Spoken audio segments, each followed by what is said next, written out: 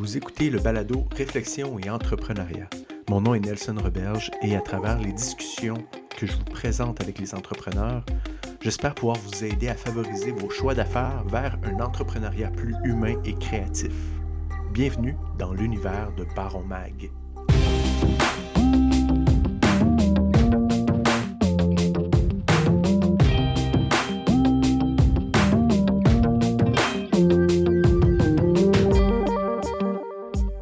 Bonjour à tous et à toutes. Pour cet épisode numéro 54, on reçoit l'entrepreneur Candice Boucher de l'entreprise Bon Magasinage, une entreprise qui donne une seconde vie, dans un sens, aux vêtements. Mais avant de lui laisser la parole, j'invite les abonnés de Baron Pro à aller écouter Candice qui va nous parler d'une application qui a changé sa vie, qui a changé sa façon de consommer, dans un sens. Euh, puis, bonjour Candice, comment vas-tu? Bonjour Nelson, bah ça va bien. Et toi? Ça va très bien, ça va très bien. Euh, donc, avec toi, on va parler de ton entreprise. Qu'est-ce que c'est Bon Magasinage? En gros, en quelques phrases.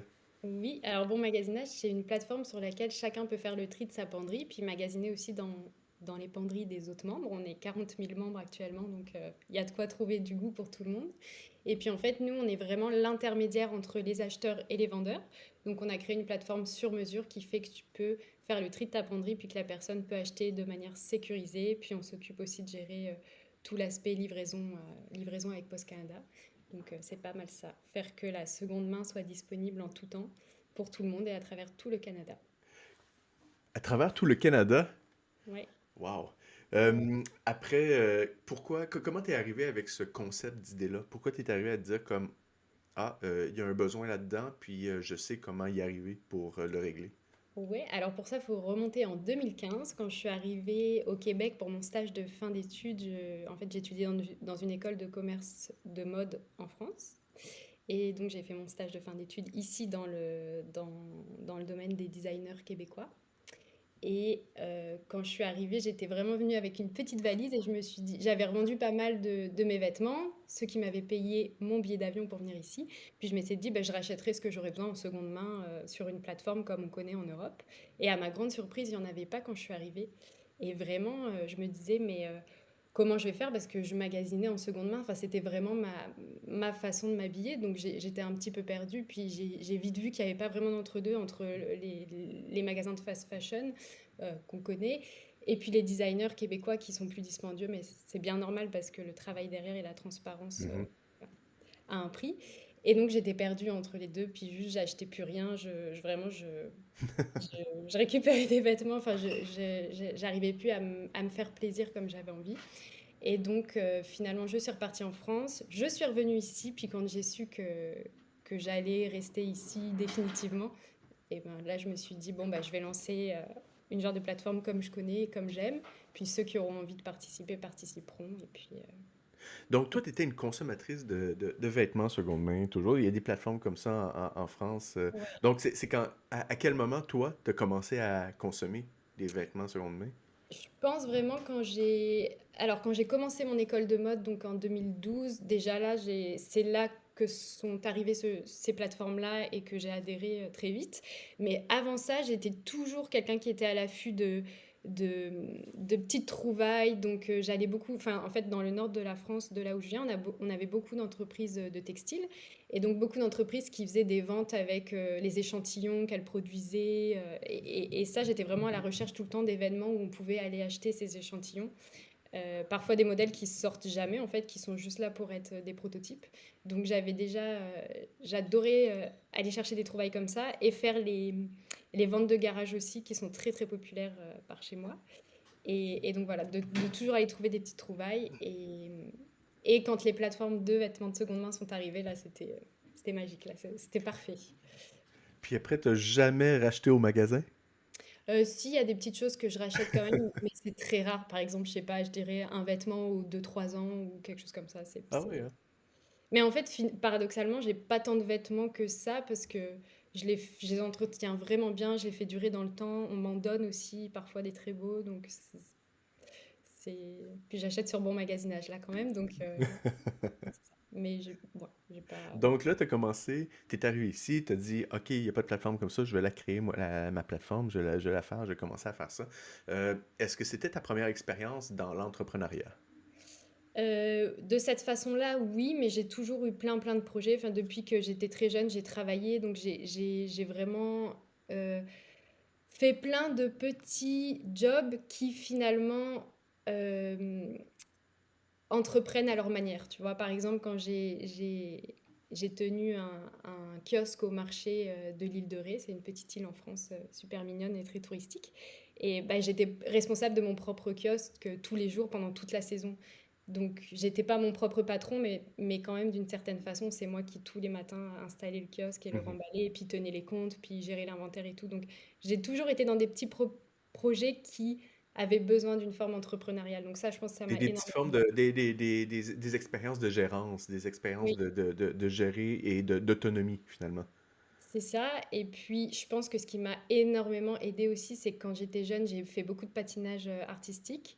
Et sans aller aux Jeux Olympiques ni quoi que ce soit, mais peu importe, ça m'a vraiment appris sur moi et appris à repousser mes propres limites et à voir que ce que tu as dans le ventre, en fait, que quand t'en peux plus, bah, t'en peux encore et d'aller chercher des ressources. Et ça, je pense que ça m'a vraiment, vraiment aidé à jamais rien lâcher pour mon entreprise.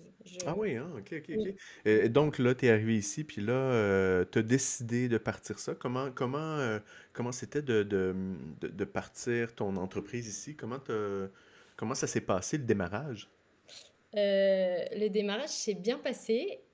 En fait, je me suis dit: Je vais pas faire compliqué, je vais juste aller chercher un site de petites annonces, que je peux juste qui est déjà préfet et que je peux mettre en ligne et chacun mettra ses vêtements. Donc pas d'histoire de commission, pas d'histoire de rémunération, rien. Donc ça, je l'ai fait Juste avec un créer une ami. communauté, là. Ouais, juste créer mettre à disposition ce que d'autres personnes avaient besoin, puis qui n'existait pas. C'était Mhm. juste ça. Et donc ça, je l'ai fait avec l'aide d'un de mes meilleurs amis qui est développeur, qui m'a aidé là-dessus. Et c'est comme ça que ça s'est fait. Après, ça s'est corsé parce qu'il est arrivé le moment où j'ai fini mon visa d'immigration Ah oui, et qu'il fallait en avoir un autre, mais avec les autres visas, tu peux pas travailler à ton compte. En fait, tu dois être fermé avec un employeur salarié. oui. Et, euh, et donc là, ça s'est corsé au niveau de l'immigration. Puis c'est marrant, j'en parlais hier à des amis et je me refaisais les étapes de difficulté où finalement tous ceux qui s'y connaissaient en immigration, les avocats d'immigration et tout, me disaient juste d'abandonner parce que ça marcherait pas. Et finalement, bon, ça va, j'ai trouvé des Mais non, solutions. tu n'abandonnes jamais. Donc là, tu as fait ce truc-là, et là, tout d'un coup, tu t'es rendu compte qu'il y avait un marché, qu'il y avait quelque chose, que là, tu pouvais commencer à décider de mettre une commission, que tu pouvais décider d'aller au-delà de ça, puis que ça devienne plus que juste presque un passe-temps, là. Bah, c'est ça, puis en plus, en fait, quand tu as un site comme ça, c'est un peu frustrant parce que tu penses à plein d'améliorations, mais tu peux rien faire parce que tu as pas les finances pour, puis le site se finance pas, donc il y a aucune raison. Puis c'est aussi la communauté qui te demande: «Ah, est-ce que si tu pouvais mettre cette option, ça serait génial?»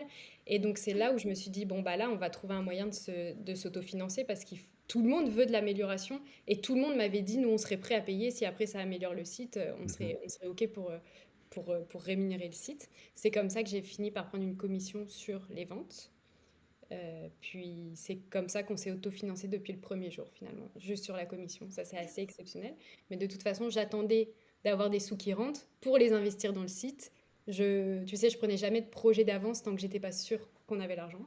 Ah, ok, Donc, ok, fait que pas de prêt, pas de développement en ce sens-là, là, tu sais, t'attendais d'être sûr que ça soit un modèle qui puisse être viable avant de commencer à mettre un peu plus d'argent.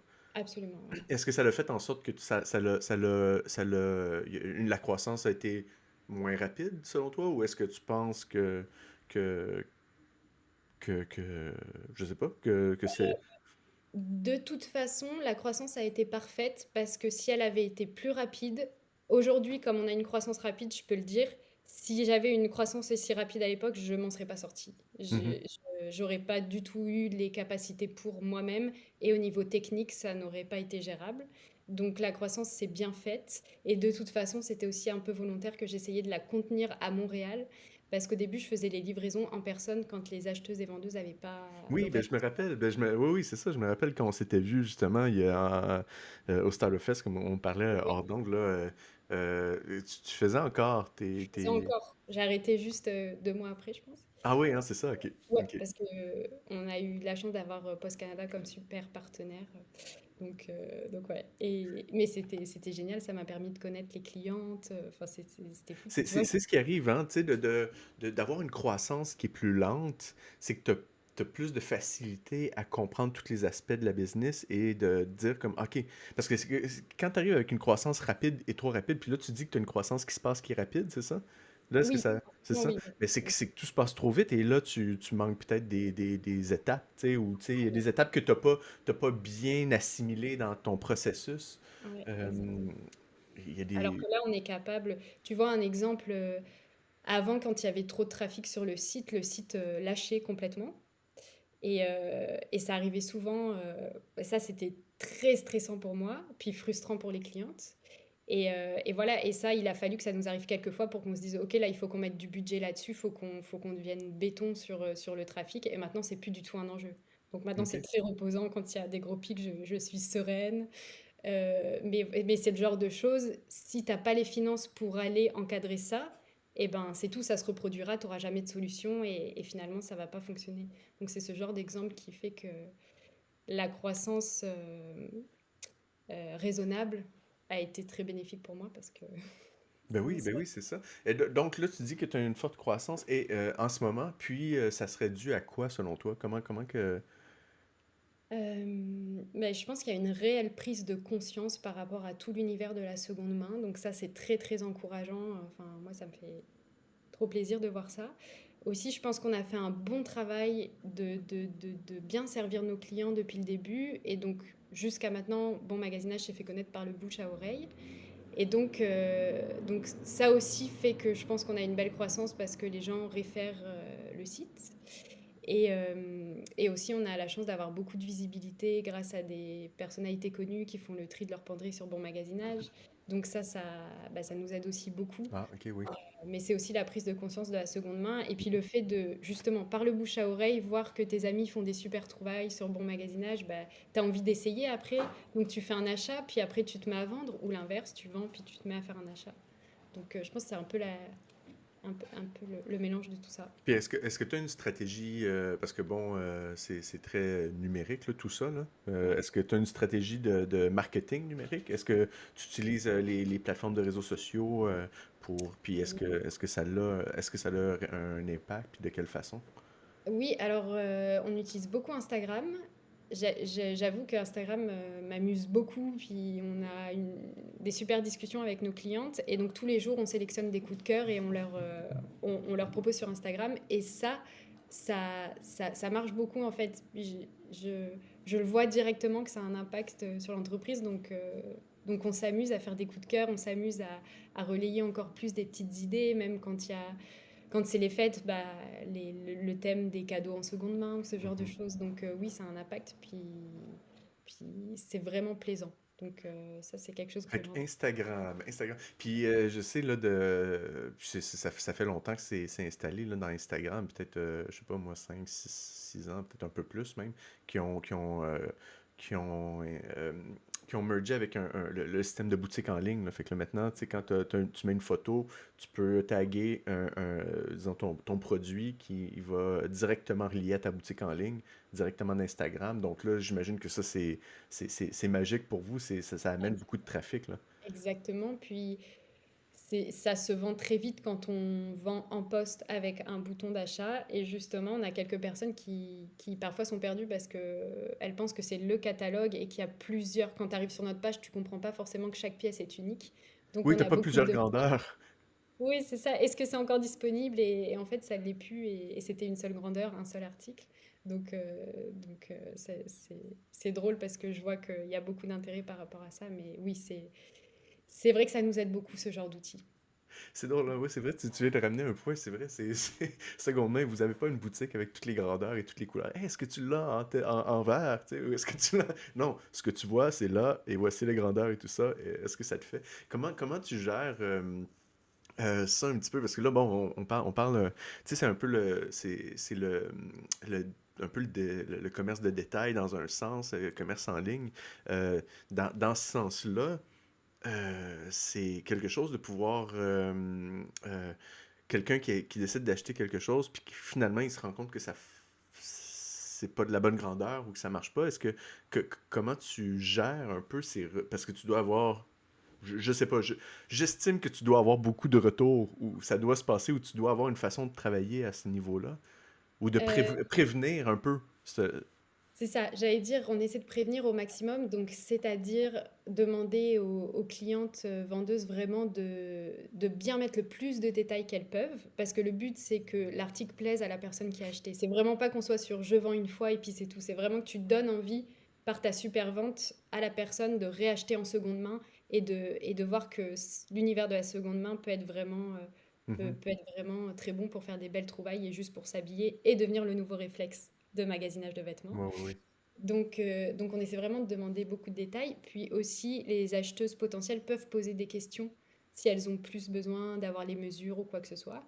Puis souvent, quand tu connais les marques que tu achètes, tu sais ta taille. Donc c'est quand même une valeur sûre. Mhm. Si toutefois tu fais un achat et que tu te rends compte que ça ne te convient pas, nous, on dit tout le temps à nos super acheteuses de nous écrire, on les aide à revendre sur la plateforme, puis d'expliquer pourquoi ça leur va pas, comme ça peut encore plus aider la prochaine personne. Mais franchement, on n'a pas tant de retours et c'est ça qui est assez merveilleux, peut-être dans la façon dont on a fait, dans la façon dont on communique. Mhm. On n'a pas tant de retours, donc je ne sais pas si c'est parce que les gens n'osent pas le dire ou si c'est parce que ça fonctionne bien.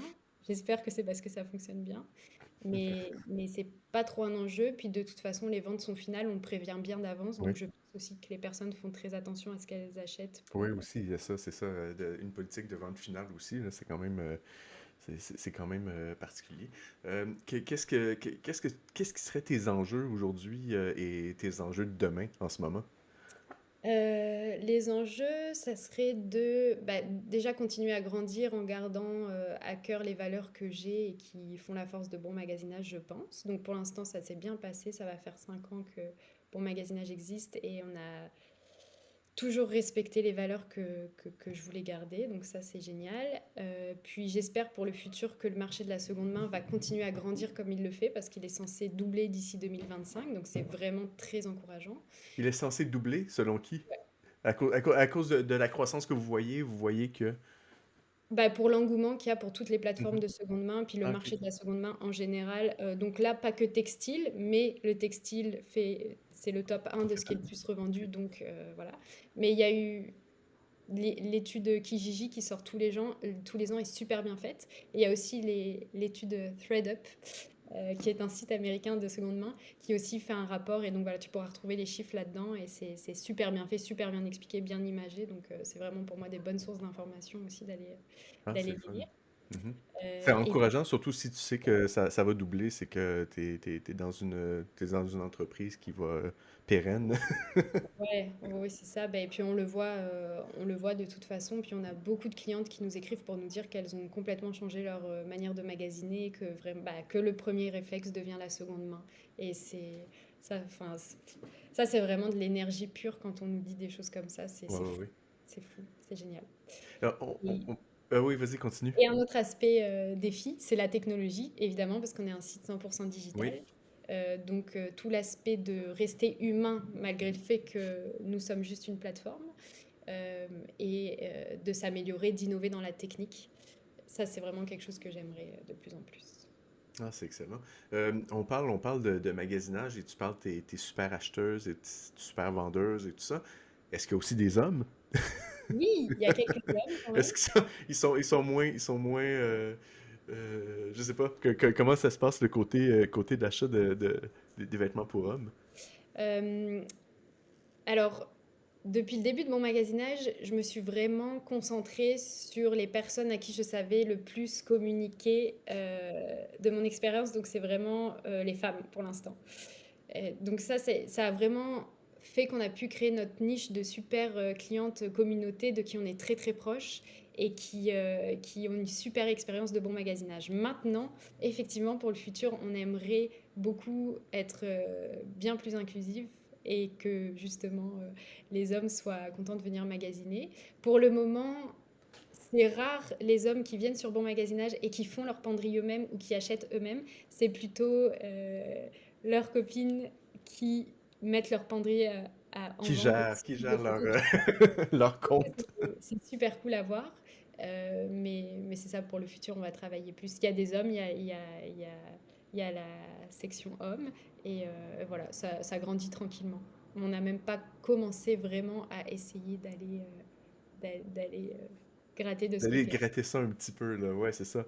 Ben, c'est bien. Encore une fois, c'est une façon de pouvoir gérer la croissance d'une certaine manière. C'est sûr qu'on Exactement. on s'attend bien que les gars, puis moi, regarde, je m'inclus là-dedans, mais on a de la misère avec la gestion de notre garde-robe. On peut avoir une paire de jeans et 3-4 t-shirts, et puis après ça, on est satisfait pour Ouais. plusieurs années. Mais c'est plus aussi le fait d'aller trouver des pièces, tu vois, par exemple, Oui, c'est ça. un manteau d'hiver, des bottes d'hiver, des pièces de sport, Oui, vraiment des articles que tu sais, tu vas les chercher pour une certaine raison. Je pense que c'est plus dans ce sens-là qu'il oui. faudrait qu'on s'adresse à la gente masculine, vraiment pour certaines pièces bien précises. C'est- je pense que ça fonctionnerait. Excellent. Ben, merci beaucoup, Candice, d'avoir D'accord. partagé un peu ton expérience entrepreneuriale, parlé un peu de ton entreprise et tout ça. J'espère que ça va avoir inspiré des personnes qui nous écoutent. Et puis, euh, et puis j'invite tout le monde à aller sur Baron Pro pour pouvoir continuer à écouter notre discussion sur une application que tu veux nous jaser qui a Oui, changé ta vie. Merci beaucoup, Candice. merci à toi.